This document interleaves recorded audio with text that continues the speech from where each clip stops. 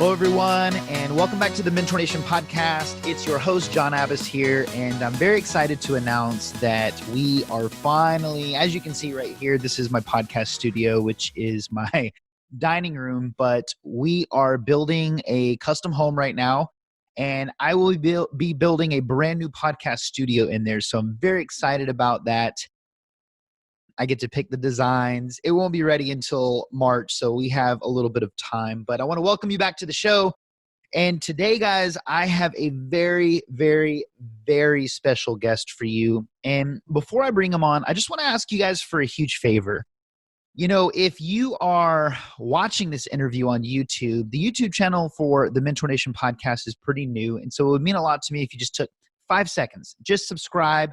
It takes literally no time at all, and you'll always be updated when new episodes release. If you are listening to this interview, just hit the subscribe so that you're also alerted. I have some really incredible guests lined up over the next few weeks, and I just want you to be updated whenever those episodes release.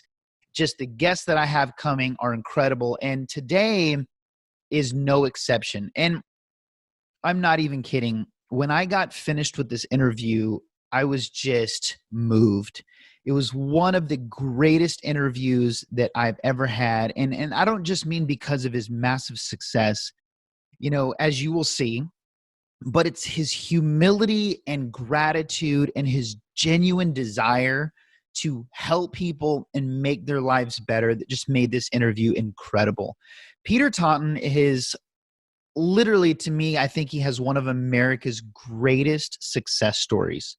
While he was a young racquetball player striving to work his way up to become pro, he spent a lot of time in gyms all over the country. And so, you know, spending so much time in gyms, this gave him an idea of what worked, what didn't work, what gym was welcoming, customer service, things like that. And one day he saw a gym that he believed in, but it just wasn't doing well, and he knew it. And he approached the owners and he told them, he's like, guys, listen, if you ever want to turn this gym around, give me a call. And they didn't call him right away, but a year later they gave him a call, and Peter came on board to a gym that was losing $200,000 per year. And he came on with a measly salary of $16,000 per year, which you can imagine. It's like $8 an hour. Now, through hard work, focus, and customer service, he took that one gym and he turned it into one of the largest gym franchises on earth. He created Snap Fitness and he grew it to 2,500 locations in 26 countries. And he didn't even stop there. He founded Lift Brands, which started developing and acquiring other brands adjacent to Snap Fitness. And so they ventured into other areas of fitness, which consisted of companies like 9 Round Fitness, Farrell's Yoga Fit, Steel Fitness, and Fitness on Demand, which grew to more than 6,000 locations all over the world. Peter is often considered the Michael Jordan of the fitness franchise world. Today, with a 9-figure net worth, Peter focuses much of his time on philanthropy, passion projects, and helping other entrepreneurs. In this interview, Peter shares his story, his greatest lessons, and his advice for those of you listening who are on your own path to success. It's just an honor to have him on. Please help me welcome Peter Taunton. Peter, I just want to say thank you for being on the Mentor Nation podcast. It is great to have you on today, and I'm excited for this interview. No, thanks. I've been looking forward as well. You know, I look forward to these type of interviews where you get down and get into the weeds about how do you grow a company and how do you maintain your sanity. So I'm excited to be here today. Yeah, absolutely. And it's powerful that you devote time to giving back like this.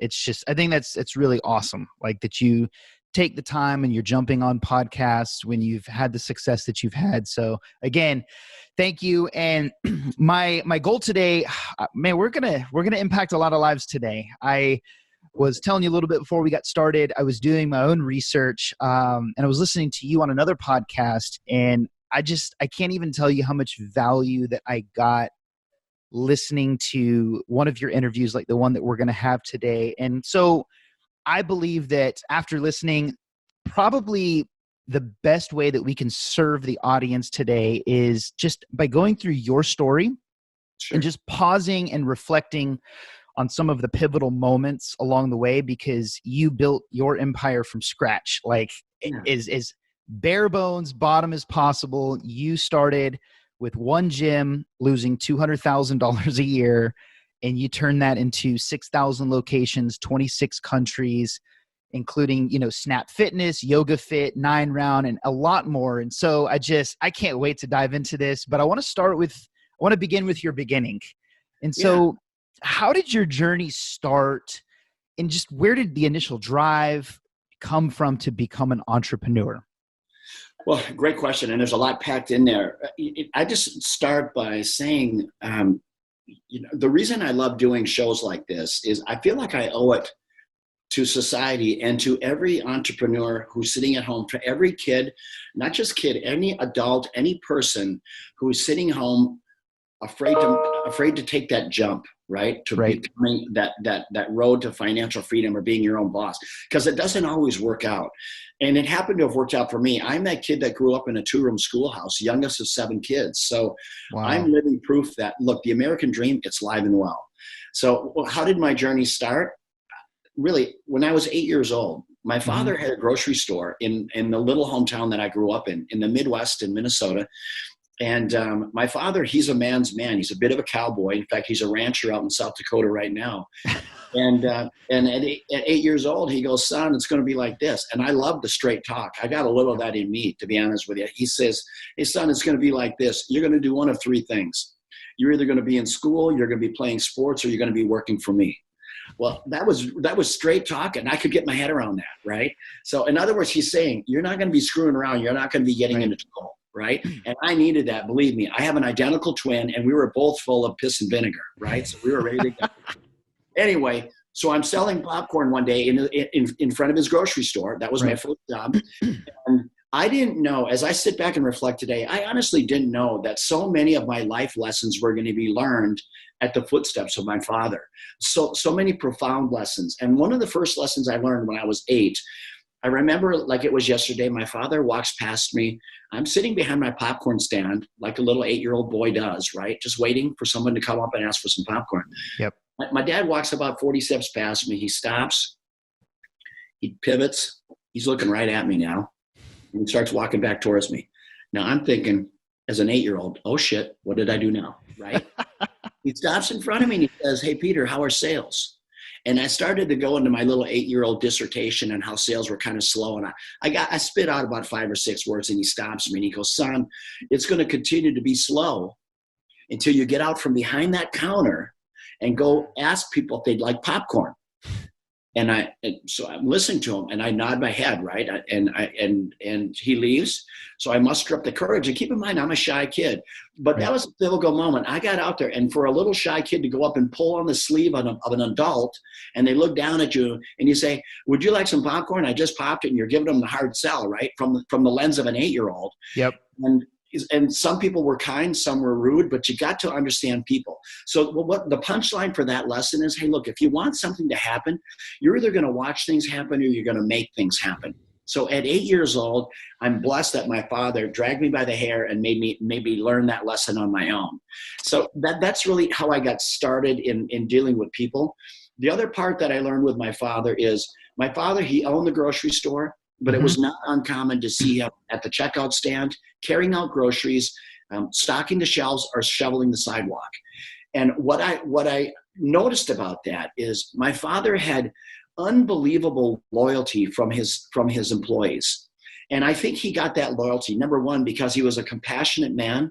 Yep. And number two, they knew that he was not afraid to get into the weeds with them. He was not afraid to get in there, man up, and help get the job done. And when you're willing to do that for all those people to your right and left, you get unbelievable loyalty. So I learned a lot of lessons through him in doing that and watching him. That's, there's 2 points that I want to hit on that are really powerful. Number one, it seems like there's a pattern with really successful people getting started really early in some form of sales when they were a kid. I can't tell you how many, whether it's popcorn or golf balls. I mean, just anything, some form of sales. Like I was selling candy bars. My mom would go to Sam's Club, buy chocolate bars, is like 36 for $18, and we'd sell them for $1 each. And it was just like, oh, 50% profit. This is perfect. Right, you're But killing it. yeah. And then the second thing is just never being too big to do the small things, because I think that lesson right there is going to come in really handy when we talk about scaling here in just a little bit. Yes. You have to rely on people. So that's really powerful. And I was going to ask you, what type of kid you were. You mentioned already shy. Could you just go into a little more detail? Like, were you outgoing but shy? Did you kind of come out of your shell after selling popcorn? Like, where did this little transition happen of confidence? It happened when I was about 13, and I played sports, but the school sports, I was an average athlete. But for some reason, when I picked up a racquetball racket for the first time when I was 13, and racquetball was just starting to take off as a sport. Yep. And that was a sport that suited my athletic style really, really well. I can't explain why, but it did. So in a period of 4 years, I went from picking up a racket for the first time to being a sponsored touring pro. And my identical twin was the same way. I was sponsored by at the time the world's largest racket manufacturer, and I was traveling around the country playing racquetball tournaments and winning. So with that level of confidence of winning, and I knew that that was a sport that I was Right. playing at a very high level. That's where the confidence came from. And that's actually what introduced me to health and fitness space, because traveling around the country playing racquetball, I got to see so many different styles of gyms and fitness centers at the time that I knew the difference between how a gym was run well and not well. I mean, from the face of being a pro coming in and how they engaged me and embraced me. So, and that's where my opportunity came about, when back in the hometown that I played in, that club was losing money. It lost money from the day they opened it. And I remember when I was getting ready to move down to Orlando, Florida, I had breakfast with the owners of that club. And I said, look, I feel like I owe it to you guys. I'm just telling you, that club is never going to make money for you as long as you have the person that you have running the gym. And I'll tell you why. It's not a shot at him, but he doesn't embrace the members. He's not engaged with the community. He barely does enough in the club. The club's filthy. So I listed a number of things. And as I said, look, I feel I owe it to you, because I was honestly in that club about 25 to 30 hours a week. So I was there watching it. And then as I'm leaving that breakfast meeting that morning, I look over my shoulder and I kind of just flippantly said, if you guys ever want to turn this club around, give me a call. Okay. Year and a half later, my phone rings. So careful what you wish for. Yeah. And they said, hey, Peter, we'd like you to come and try to turn this club around for us. And they said, here's the deal. We'll pay you $16,000 a year. But if you can turn this thing around, you can buy us out with the profits. Now, the lesson there is that was my window. That was my opportunity. I had nothing going on. I was not going to make a living playing a racquetball. Right. Soup line, right? So I was astute enough to say, look, this is my window. This is my opportunity. I don't know how bad it is, but I know it's an opportunity nevertheless, so I'm in. All right. So I packed my things, moved back to my hometown where I grew up, and go down the path of turning that club around, and was successful in doing it. And over a period of 20 years, I not only turned that club around, but I built 7 more before I ended up selling them. But one of the first lessons I learned when you talk about pivotal moments, when you're leading people, it was day 2 on the job. When I pulled into town, unpack my things, I go into the club and I'm going to do an inventory, an assessment of the business. And then walking around the club, and one of the first things I noticed is this place is an absolute pigsty. Okay. It needed a deep clean. So I called an all staff meeting. I said, look, we're going to have everybody show up tomorrow, 8:00. We're going to clean this club from corner to corner. We're going to give it a deep cleaning. So the next day rolls around. It's about 8:00 in the morning. Everyone shows up, and I'm getting ready to divide people into groups. And this woman steps forward and she says, hey, Peter, if you don't mind, I have something to say before we get started. And I said, Barb, by all means, what's on your mind? And she says, we don't clean. Right? Now, and I appreciated that. I really do. And I said, that was a pivotal moment for me in terms of, I could have said, hey, Barb, you know what? Thank you for pointing that out. I appreciate your honesty and your candor. Anyone who doesn't want to clean, please go ahead. You can leave. That was one option. Or the other option, which is the one I chose, I looked her in the eye. Now keep in mind, I'm 22 years old. I am the youngest person there. I know maybe there's about 50 people there. I might know 10 or 15 of them by name, okay? I look her in the eye and I say, hey, Barb, and you also don't have a job. And I pointed to the door. Now, you could have heard a pin drop. That was an oh shit moment for everyone in the room. And people are kind of looking at her and they're kind of looking at me. She ended up staying. But then I went from that to a 15-minute just talking about how do you want to show up? Right. I mean, we are done. This is the last day of being average. So look, guys, this is the last day where we are going to suck at what we do. I mean, I just gave it to him real. And I said, look, I will lead this charge by example, but make no mistake about it. We are going to get engaged with our members. We are going to keep this club clean. We are going to turn this thing around. And then I broke everyone up into groups and I took the toilets. I took the bathrooms. So that was that lesson that I learned back with my father. Hey, look, I'll take the dirty work. Right. Well, believe me, I ended up winning so many people over. And as the business started to turn, and it was through just like the things I said it was lacking, community involvement. I made a point to know the members by name. I got to know the members saying, hey, look, what does your wellness journey look like to you? Because everyone's journey is a little different. And Right. these people are looking at me like, no one's ever asked me that before. Right? So I just got into the weeds, into the character of the people, having these really intimate conversations. Because look, being overweight, it sucks, and Right. it brings insecurity and all these things. So, I knew how much it hurt, and I knew what a big deal it was for people to come in being 30, 40, 50 pounds overweight and trying to get a handle on it. So I always said, Right. look, I'm going to try to get you to the promised land. That's awesome. I want to have you expand on the confidence, because that right there, like the minute you said that, I've already thought about 50 times in my own life where I had a decision to make, whether I'm talking to a client, my own staff, or somebody. And it's just like, as an entrepreneur, you're just back and forth. It's like, do I man up and have that difficult conversation or say the thing that I'm scared to actually say, but I know needs to be said? Or do I back down? And Tony Robbins said something, and this goes along the lines that I just want to have you share on confidence. Like, is it something that you believe is learned, like you learn in racquetball? Or do you believe that, like, because I know Tony Robbins always says when he's like, however you want to be, or however you want to feel, just be that and you'll start feeling that way. Like if you want to be happy, just start acting like you're happy and you'll start being happy. Like, what's your take on confidence? Because I think that, me personally, I think it's the number one thing that holds so many people back is just being confident. So there's a lot there to unpack. First of all, I'll say fear. Fear is a dream killer. Yep. All right. Fear is a dream killer, and fear, make no mistake about it, it resides between the 6 inches between your ears. Okay. So it's something that you've conjured up in your head. And generally speaking, it's fear of failure. Okay. It's fear of failure and the embarrassment that can come with that for some people, because all of us deep down, you'd like to think that you're proud and you have pride. So no one likes to fail. But I tell people all the time, every single person I know, and I'm not kidding you, every single one who's a self-made, I'm not talking about little trust fund babies, because that's not how we roll. I'm talking about real self-made individuals. Mm-hmm. Every one of them will tell you one story after another how they overcame adversity. And I will tell you without a doubt, all of life lessons, whether it's in business or in your personal life, it comes through times of adversity. Yep. Right? So that is the one thing. The other side of it is leadership.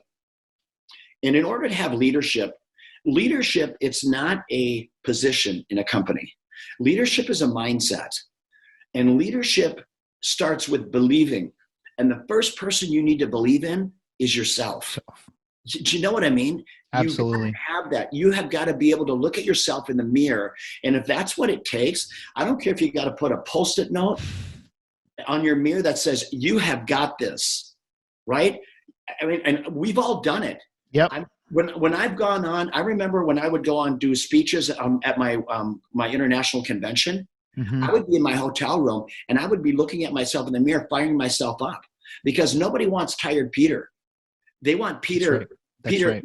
blowing fire, you know what I mean? And so whatever you have to do to get in your mindset to say, look, I've got this, because there are times when that's how you have to lead. But I'll tell you what, you cannot lead without believing in yourself. Absolutely. Now, that brings me to a question that, because obviously you are king of culture. You can go in and you can probably detect in 5 seconds whether the environment and the culture in a business is.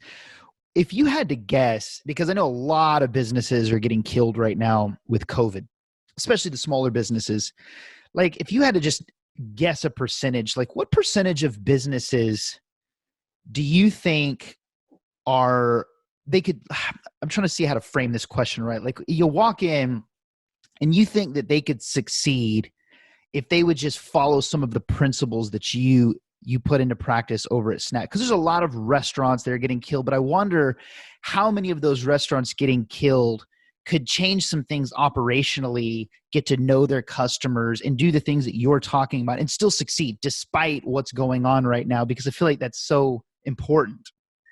That's a great question. And I would tell you, if I was to make a guess, I would say probably half. And here's the challenge.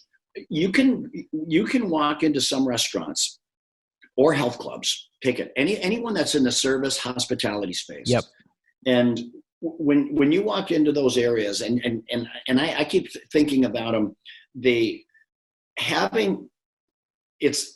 I'll use the gym as an example. People have joined, it's not about heavier weights and faster treadmills. It's about the community and culture that you can generate between your four walls.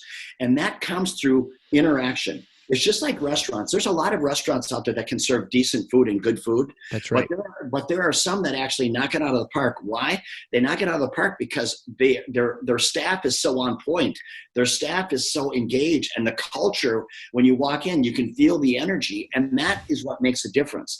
So there are many times that I go into businesses and I'll tell them, look, they may be making money. And I always tell them, and sometimes when they hire me as a consultant, they go, hey, Peter, look, we don't want you to talk about that. Look, make no mistake about it, Peter. We're making money. We're making money here. Right. And I tell them, you're making money, but this isn't about money. I'm talking about how much money you're leaving on the table. So I'm not saying that your business is losing money. I'm going to help you make more money.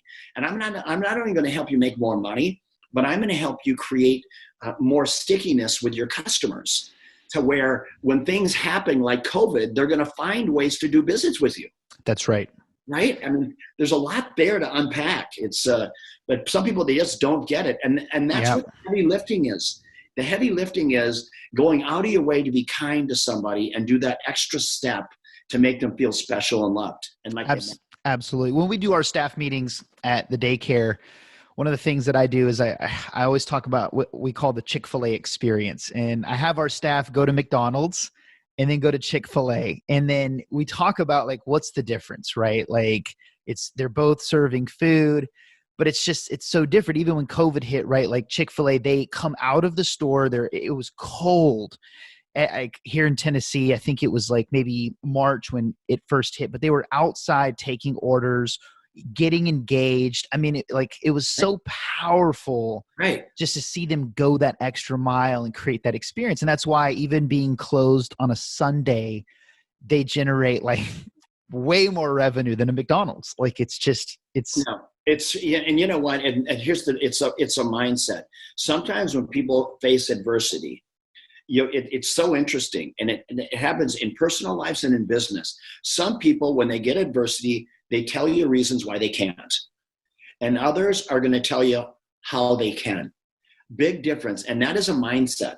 So some people are problem solvers. Yep. And here's another leadership tip, that when you have people within your team that are problem solvers, you've got to give them accolades, and not just not pulling them into your office and saying, hey, Joe, great job.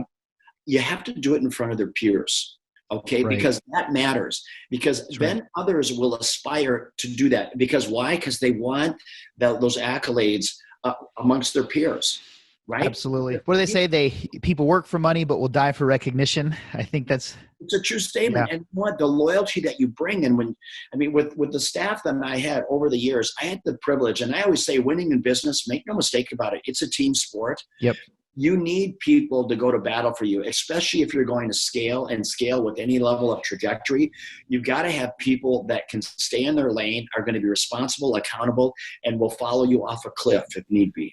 Absolutely. And before we get into scaling, I have two quick questions on that. Number one is, obviously you take over this little gym, it's losing a bunch of money. Could you just share a couple of things? Like, are there a couple like really creative and resourceful things that you had to do while you were bootstrapping? Because $16,000 a year really isn't a lot of money, and I'm sure they didn't give you much of a budget because you're losing money. Well, so I'm just interested to know like a couple of the creative things that you had to do while bootstrapping that really ended up paying off. Sure, it's easy, and believe me, a lot of those lessons that I learned, because I was a street smart kid, and I always say I'd rather be street smart than book smart any day. So literally, I'm a week on the job, and I remember talking to the owners and saying, "Look, what's my advertising budget?" And these guys looked at me and they said, "Hey, Peter, maybe you hear us. We lose $200 a year, not like on paper. We each, there's 5 owners, we each throw in $40,000 a year just to pay the bills here. So." This is where we're at. We have no budget.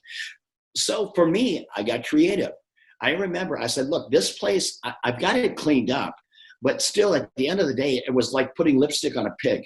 I needed paint. I needed carpet, right?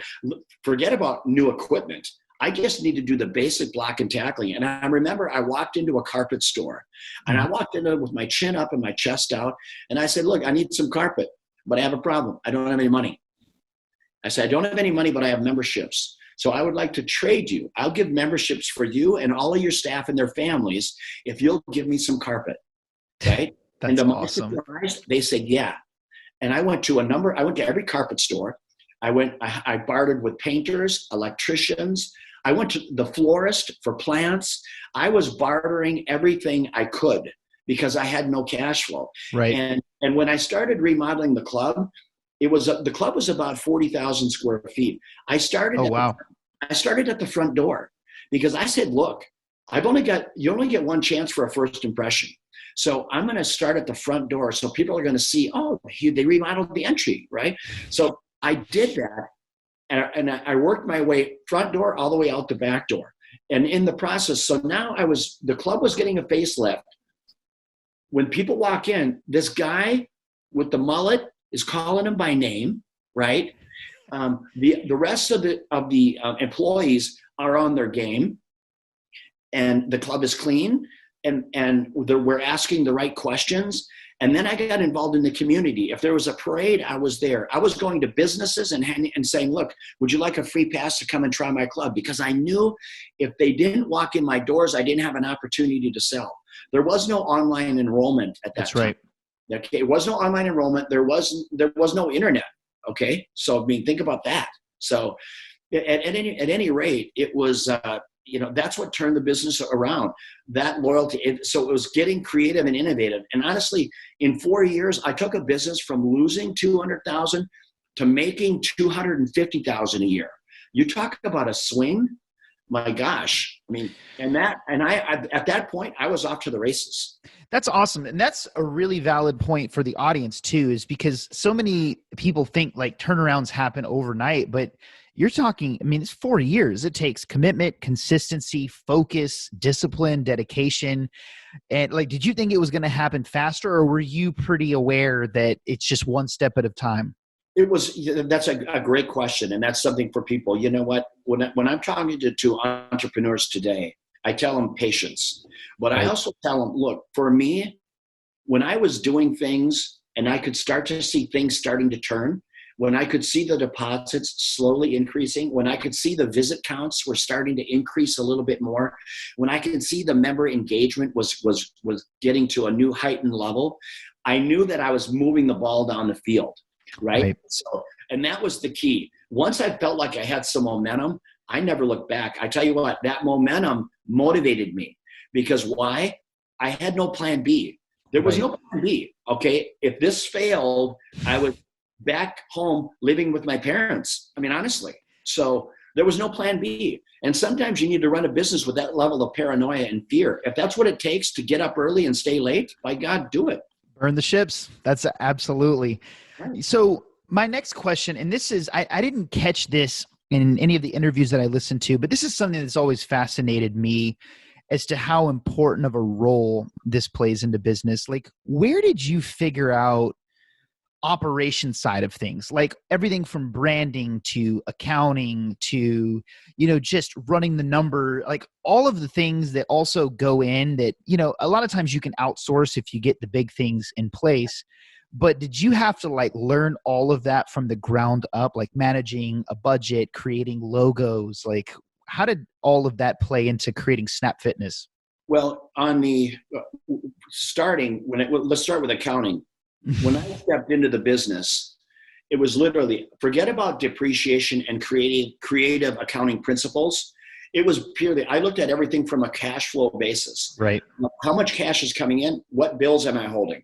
I mean, and it was a magic balancing act of that. So forget about accounting principles. It was pure cash flow. Now, eventually, when I got to a place, I hired an accountant to do the books because I had to keep the business legal, right? Yep. So that was the accounting side. But the other side of operations and people, a lot of it is common sense. And I tell people this all the time.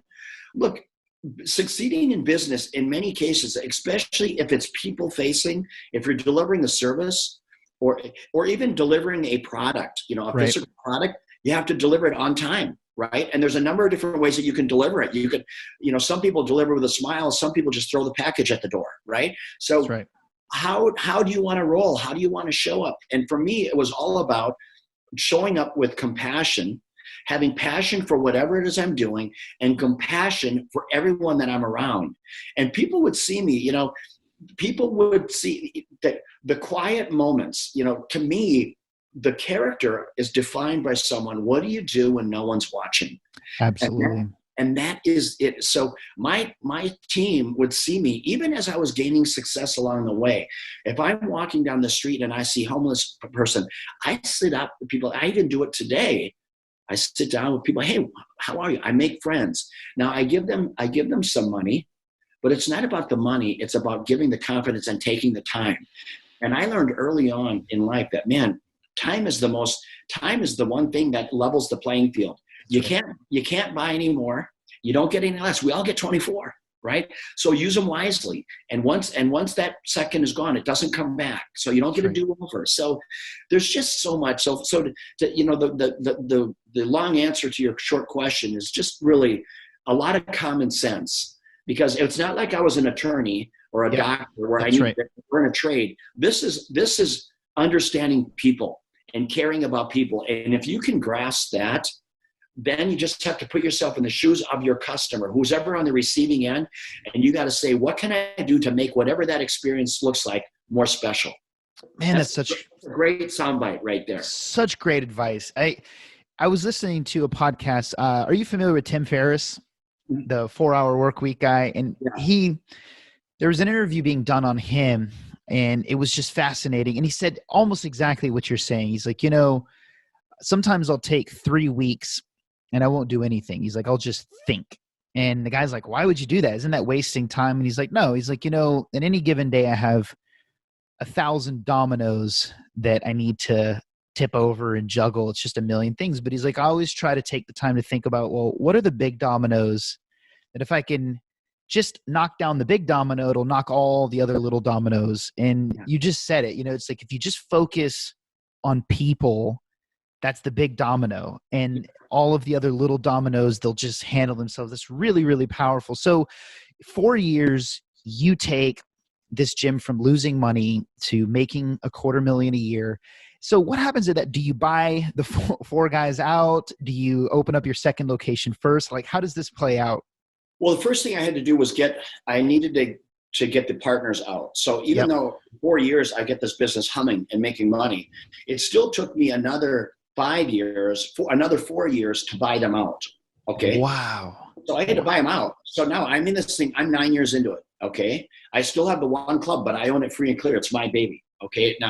So then at that point, once I had everyone out of the business, I went right back to the bank and I got a loan to build another club. Right. And I did that 7 times. And the banker says, the banker was a member of my club. God bless him, because without him, I wouldn't be where I am today, because he took a chance on me, which I appreciate. And I still bank with that bank today. So no, that's, I'm really loyal. Okay. Because I don't forget where I came from. that's right. And at any rate, and I did that 7 times. As soon as I would build a club, now I had 2 clubs paying off one loan. As soon as that loan got halfway down, I went and got another loan. I built another club, built the loan back up. Now I have 3 clubs. I did it 7 times. Okay. And eventually, and I did it 7 times. I did it for 20 years. All right. Then I sold those clubs, because at the time I was married, I had 3 small kids, and I was traveling a lot to these clubs, 7 clubs. I was always, and I just felt like I wanted to be home more. And I had been doing this for 20 years. Well, I sold it. And then literally one of my employees that had been with me for 10 years, quit college to come and work for me. He said, I don't like who you sold the company to. When you're part of a company for 20 years. That's right. The culture it's you. Okay. And when you leave, the cornerstone, the culture of that business, a lot of times leaves with the founder. So he couldn't make the adjustment to the new ownership. And so out of kindness for me, I said, look, I'll build you a small club. I didn't know at the time it was going to be Snap Fitness. Okay. I was just doing him a favor. And I said, man, I don't want to go build one of these big full service clubs that costs so much money. It's so expensive. So I took out the swimming pools. I took out the racquetball courts, the aerobic studios. Before I knew it, this thing was like 4,000 square feet and had 2 employees instead of 50. Right. And I built it, and the club, I sold enough memberships in 90 days to cash flow it for the year. Okay. In 90 days. I was so surprised by it and curious about it. I said to him, would you like another one? Right. I built another one in a market that was half the size of the first one, and same performance, 90 days. Okay. Well, then this guy, he lived in a small town of like 3,500 people. I said, I'm going to build one in this town, because I need to know how small can be, because and it performed the same way. The unit level economics fell into place. And I always tell people, look, in business, and I don't care what kind of business it is, it's not what you take in the front door, it's what you take out the back door. That's right. So I don't care if you're doing $15,000 a month of total revenue, but if your fixed costs are $6,000 and you're banking, $9,000 a month on $100,000 cash investment, I mean, I do it any day that ends in Y, right? So for me, I knew I had a tiger by the tail when I at that point, I knew I had a tiger by the tail, and I immediately focused on franchising. I had some of the best franchise attorneys in the country. I didn't cut corners. All right. I wasn't going to piecemeal this thing. I wasn't going to MacGyver it. I literally said, look, I'm going to do this right and by the book. And, to my credit, I did. I spent the money where I needed to. And even at that time, if somebody had said, hey, Peter, do you think you're going to build one of the largest wellness brands in the world? I would have said, honestly, probably not. But I know I'm capable of it, right? That would have been my answer. Probably not, because who says that, right? Right? But I tell you what, as I sit back today, I knew that I could. I knew, and some of my friends will say, some of my inner circle friends, they'll say, you'll never outwork Peter. I'm a maniac, right? Because I know what it takes, and I know what road rash feels like. Right. I know overcoming adversity feels like. I know how to win, and I know where the challenges lie. So that's why I love consulting today. I absolutely love it, because I can see the potholes like it's right in front of me. And I tell them, turn here, turn there, jump. It's just, I love it. Was it surreal when you started? Because to go to that many locations, you had to get to a point where you're opening like one a day, one a week. I got you. My 4th year of Snap Fitness, I opened 377 stores in 1 year. I'm not talking about signing up 307 franchises. I'm talking about clubs opening their front doors ready for members. We were opening a club more than one a day. But the beautiful part, if you walked into my office, my world headquarters, would not see people running around with their hair on fire. And that's one of the things that I'm really disciplined on. I'm really disciplined on systems and processes, and I'm really good at having people stay in their lane.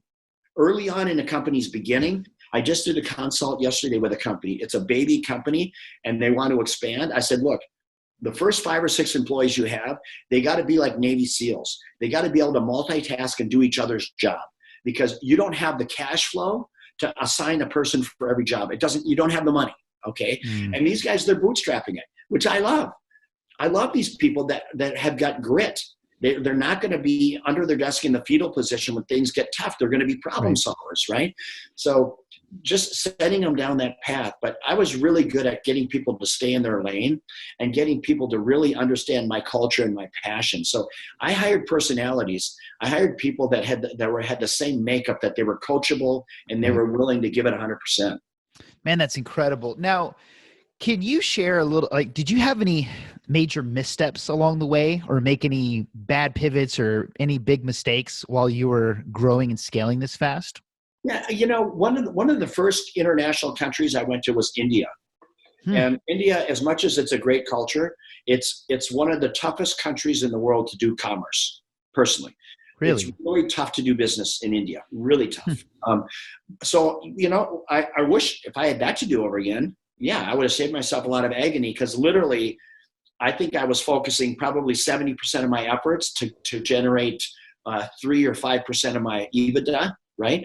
And it finally threw my hands in the air. But you know what? Had I not learned that lesson early on, I did not repeat that lesson. So I would say, make mistakes. It's okay. Learn fast, learn early, and don't repeat them. So and it's not that I've got to try to find a silver lining in every mistake I made, but at the end of the day, they're mistakes. I analyze them. I pull back. I make sure that my team members understand. And if it's a mistake that I made, I own it. And that's another ship about leadership, not to get off track, but leadership, you can't only take the wins. Okay. You can't just take the wins. That's not how it rolls. If you're going to take the wins, you got to own the losses. Yep. Okay. It's not when you lose, and if you're the one flying the plane, if you're the CEO, if you're the guy, and those decisions, even if it's someone else, but they report up to you, it's yours. You got to own it. And so, you know what? I own my decisions, and we learn fast. And I say, hey, look, everybody, shoulders square, chins up, let's go. Absolutely. Now, you continue to scale. Did you get into like an acquisition phase as well? Start venturing off? Because I know the brand owns Lyft Brands is the brand now, and they own like all kinds of different. Yeah. So here's, I'll give you a perfect example. The Fitness on Demand. Fitness on Demand is a brand that I created with the help of another individual who I thought was an expert. And I tell you how it started.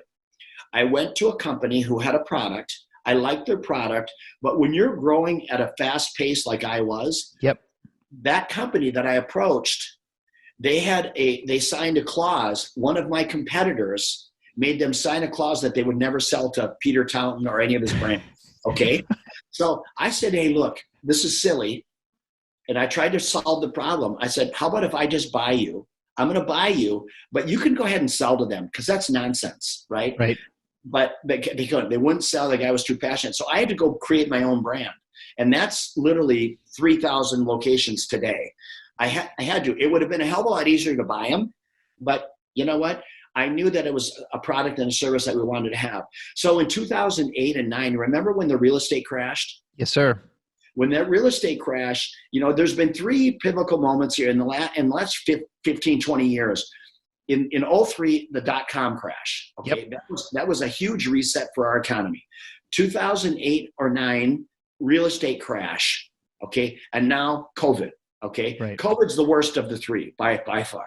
But in 2008, 2009, when that crash took place, I was sitting on cash. I had no debt, and I was sitting on a lot of cash. And when everyone else was ducking in their potholes, in their potholes, I was standing up.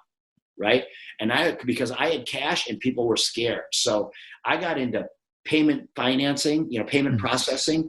I made some acquisitions because I was flush with cash, Yep. and I knew that I was building a universe around me if I got into payment processing, that even if I only just did payment processing for the brands I owned, it would be a great business within a business. That's right. So that's why you have Lyft brands. And underneath Lyft brands, you've got a series of other brands that are not only consumer brands, but products as well. Man, that's awesome. I have one last question before I pivot just a little bit. Are we still okay on time? Yeah, you're fine. You got me another 40 minutes. Perfect. So I want to hone in just on your advice from getting to the second location from the first, regardless of what they're doing. What are some things that need to happen before somebody should even consider opening up number two? I feel like people get so antsy and like, I want to expand, but they have not built a foundation. Like, is there any just advice that you would give someone that has one location or they're a solopreneur? Like, what things need to be in place, processes, systems wise, mindset wise, before they even think about scale? Great question. I'm doing some consulting now for a company that I actually took a position in. But it is a small company. They have 2 locations and they want a franchise. So the first thing that I'm doing for them is we're pulling back and looking at, because there's no scale in building every unit as a one-off. There's no scale in that. So today, what are we doing? We're going in, we're taking a real physical inventory. I walked through their location, their store, and started eliminating things because, for instance, like shelving, like racking, okay? Mm-hmm. This happens to be a restaurant concept. The racking, they've got all different size of rackings. And I said, look, guys, we got to streamline this. This has got to be restauranting for dummies, okay? So I told them, you're going to go from 4 shelf sizes to 2. Okay. And we're going to create what we call a go fast kit, meaning that, and I always say, if we're going to expand, don't go into it with the mindset that you're going to do 10 locations. I look at it, I say, look, what is my goal? My goal is to take you to 1,000 locations. That's my goal. I just say 1,000 because it's an easy number to get my head around. But keep in mind, if you've got 1,000 units in a franchise system, you are 0.1% of the franchise system, so that you are in a very, very elite fraternity. So that's when you've done 1,000 of anything, you're world class, 100%. You know what I mean? You're world class. Absolutely. So for me, it's really stepping back and really trying to create systems around everything from cabinetry to, whatever the front of the house and the back of the house, whatever that looks like, just really compartmentalizing it. The ambiance within this restaurant. What are the walls look like? What's the decor look like? Because everything that you put in the hands of a franchisee, the more decisions that they have to make, the slower the process becomes. So you have to dummy it down. You have to say, look, here's your decor package. Here's your back of the house package, which is tables, prep tables, everything, freezers, all of it. That's all there. Here's your front of the house package. So you just dummy it down. Here's your marketing package as soon as your lease is signed. So for me, I had franchise sales division. I had a real estate division. Mm-hmm. I had a project management / construction division. I had marketing division doing pre-sales before the store even opened. And then franchisee support and ongoing marketing. I love that. So I feel like people are going to have to listen to this over and over and over because there's just so many like really good nuggets of wisdom, like every 5 seconds. So I want to pivot a little bit to get to the other side of things, just to finish this out, because this is something that, everybody that's building something, they build it for a reason, a feeling, a milestone, a goal. And you've been on the other side of this for some time now, and you're still living your life. You're still building things. You're still an operator. You're getting in the trenches. And it's so powerful and it's so inspiring to see. But can you share just like, what is life like on the other side of success? Because I think people wonder, like, the day that you have set yourself and your family financially free, like, now what? Like, what goes through your mind? What do you focus on? What do you think about? Is it contribution? Is it what's next? Is it all just a game now? Like, I'm really excited to get your take on this. Well, first of all, for every entrepreneur, the moment that you know your life has changed and it's never going to be the same, and you're going to have, I hope that every entrepreneur has a chance to experience that. For me, it's when I built my company, Snap Fitness. Mm-hmm. And at the time I had 600 or 700 locations, and the right thing to do. And I do this, I talk about this a lot when I'm consulting. You need to take some chips off the table. It's the fiduciary responsibility that you owe to yourself and your family and everyone who's ever worked in the trenches with you, right? To take some chips off the table. So in my case, I sold 40% of my company, and I sold it for about 47 million. Okay. Wow. The moment for me that changed, I remember I was walking down the fairway, the first fairway at Spring Hill Golf Course. My phone rings. It's my attorneys. And they say, Peter, the funds have landed in your account. And I literally went to my mobile app, and there was 47 million and change in my checking account. Literally, I looked up in the sky. It was so emotional. I was tears streaming down my face. And my friends are like, Peter, what the fuck is going on? And I just said, you know what I did? I said, I did it. I fucking did it. The kid from the 2-room schoolhouse, I did it. Right? So I knew my life. I knew I was never going to have to worry about finances. I knew that my family was going to be taken care of. My kids couldn't spend the money. Right. And then 5 years later, I sold another chunk for about the same amount. Right? So today, as I look at it, it's not about the money. One of the things that I'm proud of, and it's a lesson that I learned from my father and my dad. He's a wealthy guy, but he doesn't have crazy money. Okay, but he's in his own right. He's done really, really well. He's a self-made guy, but I didn't lose myself in the process. And I just talked about this yesterday. When you create, this unbelievable wealth, it's really easy to lose yourself in that process. And I'm thankful that I didn't. Because I always reflect on, I'm still that kid that grew up in a 2-room schoolhouse. I'm still that guy. I'm still the youngest of 7 kids with an identical twin brother. Right now I'm wearing jeans with a rip in the knees. I got a t-shirt on.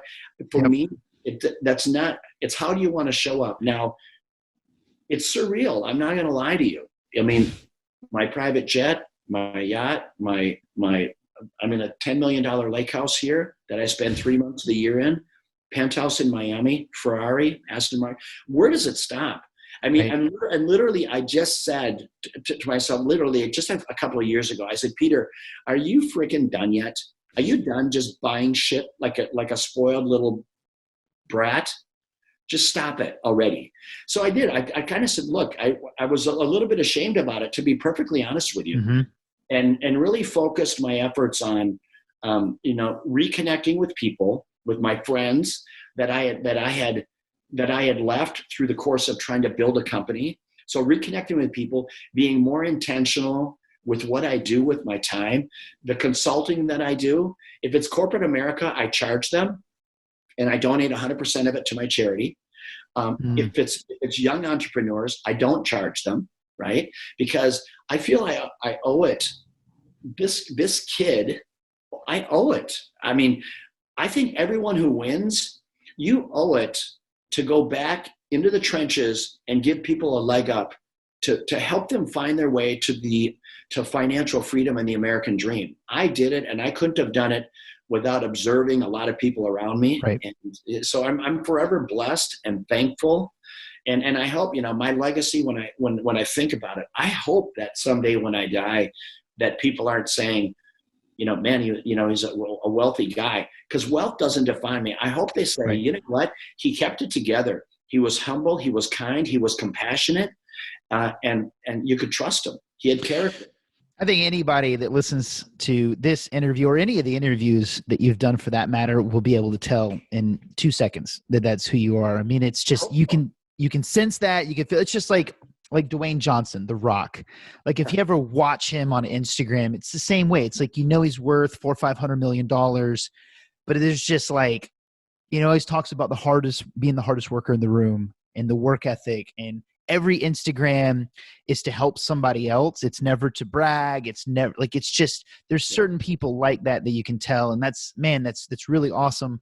I just have a couple more questions. Well, one is, what is your charity, by the way? Like, what charity do you believe in?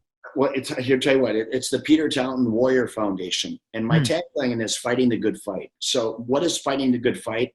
For me, I love helping supply service dogs for soldiers that suffer from PTSD. I love helping pay for the education of families of fallen soldiers. I love that. I love trying to put a stop to poaching. Right, I have a lodge in the Serengeti, a 5-star lodge in the Serengeti. Poaching is very prevalent in that area. So literally, I just have compassion for how can somebody, a 50-year-old elephant with beautiful tusks, who's just minding their own business, right? They go drink in one of the watering holes, and somebody plants one behind his ear from 500 yards. Just really, that kind of shit drives me crazy. Absolutely. And then roll up and saw the tusks up and let the carcass rot. It's just so inhumane. Today's day and age, it's so profoundly wrong, right? And I think that's, some people, and it's not the native, Maasai who, it's not the person that actually shot him. You got to go, 5 levels up to the pussy that's sitting back there paying for him to go do that, because he's just trying to feed his family, right? That's right. So what I try to do with my village, 90% of my staff at my lodge, I hire from the village. So I empower them. Some of them don't speak English. We teach an English class once a week within my lodge, because speaking English, only in my humble opinion, speaking English in the Serengeti around where my lodge is, that's your ticket to freedom, okay? Because you got to empower people to speak English so they can speak to tourists, okay? No one speaks Swahili, okay? So I say that figuratively, right? Yeah, absolutely. Man, that's awesome. I'll have to send this to you after we're done. I interviewed an old buddy of mine. He's probably been in more combat than any other, like, probably top 5 in the world for how much time he's spent in war. And it was really amazing because he's over at our house one night and he showed us this video, and he was in Afghanistan, and there was they had cleared the area, and he went in, and he was, he's infantry, he's a seer. And so 60 Minutes just happened to have sent a reporter in to film this. Like, after the area was clear, it was safe, and he's walking with the photographer and the videographer, and they didn't clear this cave all the way, and it's all on film. Like, this guy in Afghanistan comes out with a gun. My friend sees him, and they shoot at each other. And, my friend, obviously the other guy died, but my friend got shot, but he survived. And 60 Minutes filmed the entire thing. And it was just, but the whole interview was on that, right? Like, how has he fought in that much war, and how has he kept his mind really strong? Because he has a really positive outlook despite having all of his friends died. And for him, it was jujitsu. He's like, he just found an outlet. And so it's just really powerful that you do that. Man, that's awesome. Can you imagine how surreal that would be to literally be fighting for your life every day? I mean, I can't imagine it. I mean, I can't imagine how you come out of that with any level of sanity. Yeah, seriously. I mean, I was Navy, so I was an engineer, so I saw no combat. I just fixed pumps and generators. But just hearing his stories, he's lost hundreds of his closest friends, and it's wild, man. Some people are just more mentally tough, I guess, and they find better ways, outlets, giving back, how to channel that trauma into something productive. But for me, it's like, I can mentally imagine handling anything. For me, it's just like, I can't picture how, like, losing a child. Yeah, no, right. I cannot. In my preschool, maybe tear up a little bit, but it's we have a girl that she went to my preschool before I purchased it, but she has stage 4 leukemia right now, and so, like, we're donating and we're doing everything we can for her. And I'm just watching the parents, and I'm like, man, how are you like, it's like, I want to interview them. It's like, how are you getting through this? Cause I can't even imagine what I would do. Like, it would No, just, right. yeah. It's every parent, your worst nightmare is burying one of your children. Mm. I mean, and you see it happen, or a tragic accident where they're taken from you so, so quickly with no chance for goodbyes. I can't imagine, right? That's every parent's nightmare, I would imagine. I know. Yeah. And I don't know how they did it like in the 1800s where it was like common. Like, it's just, man, it's whole different level of mental toughness back then. Today, it's like, how can I be a victim? Oh, you stepped on my toe. I'm so mad at you. Right? Yeah, it's crazy. Everyone is so fast to play that victim card. That's a whole other topic. That is a whole other interview, maybe not recorded. Yeah. So my final question is just, it's a basic one, investing wise, because making money and keeping money are two different things. And, obviously you've been able to mingle and network with really smart people over the years. You don't get to where you are without building a great circle around you. What are some of the things that you invest in? Like, what are some of your passion projects, some of the things that you're doing now? Yeah. So first of all, to say, if you're able to create financial success, okay, so take myself, so 100 million net worth guy. I have a lot of diversity. Mm-hmm. So when the world feels like it's coming to an end, am I taking shots on the chin? I am, but the ship is never in danger of sinking. Okay. Right. So I have diversity. So what do? I own a fair amount of real estate, apartments, condos, things like that are generating a steady income for me with tenants. So that's one. So I have cash flow coming in. All right. Yep. That's one thing. I have my lodge in the Serengeti. I own a manufacturing company that creates biodegradable pellets that get put in injection moldings to change the world. So the things that I'm really passionate about today are things that are going to change the world, if you could. Biodegradable things. So like the little K-cups, like you make when you make coffee, you put in that little machine. Yeah. Those things just fill up landfills. Okay. They're not biodegradable. All right. So creating a biodegradable cup, same with plastic, anything plastic today that sits in our landfills that are oil-based. I'm inventing things right now that are biodegradable. The interior signage of stores. I mean, that's a whole other topic, but just things that change. So I do that. I'm in a manufacturer. I have my lodge in Africa. I own a lot of real estate. I just launched a CBD company called Elevair Labs. So that's awesome. Yeah, that's great for CBD. If you're not taking that, you should. It's great. And my product is great. Appreciate anything anyone can do there. Oh, hey, I'm going to put all the links for everything. That's my final thing. So don't worry about that. CBD everybody loves it. And then the last one is the music business. I know you're from Nashville. And yes, sir. I have a 3-day music festival that I host here in Minnesota. This year, unfortunately, we had to cancel because of COVID. But the artists, all the artists, God bless them, are coming back next year. They signed for next year. So Carrie Underwood, Nashville gal. Zach Brown, Leonard Skinner. So I've got some great talent coming in. Last time I had it was Tim McGraw. He's a Nashville guy. And then we spoke earlier, Pitbull. I've heard of him. No, I'm kidding. So, I've had the privilege of meeting some really, really cool stand-up people. So the music business, why do I love it?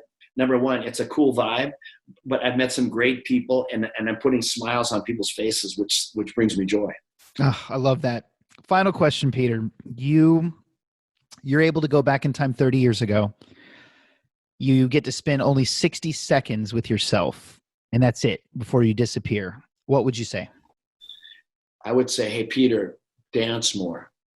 And I say that figuratively. And I've said this before in other interviews. If I had it to do over again, and I know that I probably couldn't have, I wish that I had taken the time to enjoy the ride a little bit more. But I ran my business with such paranoia, such fear of losing it because I had no plan B.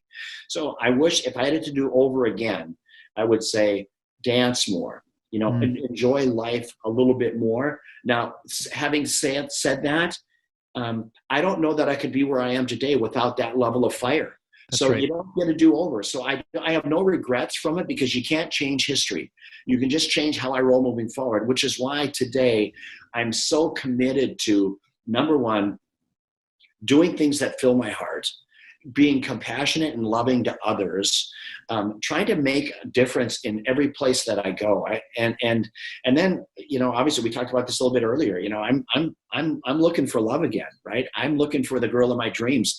And people say, Peter, you're freaking crazy. Honestly, it's just meeting, and I have this vision of her, this Latin woman with olive skin and dark hair. And I've got this vision, and I'm not rushing it, but I want someone that I can make memories with and travel the world with. And it's easier said than done. When you have a lot, there's no shortage of people coming at you, and sometimes you feel like you've got raw meat around your neck, right? Absolutely. Yeah. Matthew McConaughey figured it out. His wife is almost exactly how you just described right there. And yeah, no, exactly. And I'm in Miami, right? But just finding that, I'm just drawn to that dark hair and olive skin. Yep. But with a beautiful heart, right? Because she's beautiful and she's in shape, but she hasn't lost her soul in the process. That's right. You know what I mean? Absolutely. That's where it gets sticky. Meeting beautiful women, that's easy. But meeting one who says, look, man, I love your heart before I love your wallet. Absolutely. So Peter, how can people connect with you? What's the best way to follow your content, your brand, the things that you're doing? Like, I have no doubt, and I mean this, that everyone is going to want to follow you after they listen to this. What's the best? I mean, your charity is one. I'll put that in the link, your CBD line as well. But just how can people find out about all of those things? The best way to follow me is really right on Instagram, and I keep it really simple. It's Peter, Peter _ and then my last name, Taunton, Taunton. And I post little nuggets of life experiences, some is motivational and some is just practicality of how to win. And then, my stories, that's my wall post, but my stories, that's just me living life. And sometimes I love that because that's me behind the scenes. That's me being me, right? So when I'm working, I'm working. When I'm playing, I'm playing. And I'm just a normal guy that I love doing the same kind of stuff you probably do. You know what I mean? Absolutely. Man, this is awesome. Well, Peter, thank you so much for your time. I cannot tell you how much I appreciate your wisdom and your just the last hour and 15 minutes, man. It's just been an absolute honor. And I hope I get to have you on the show again soon.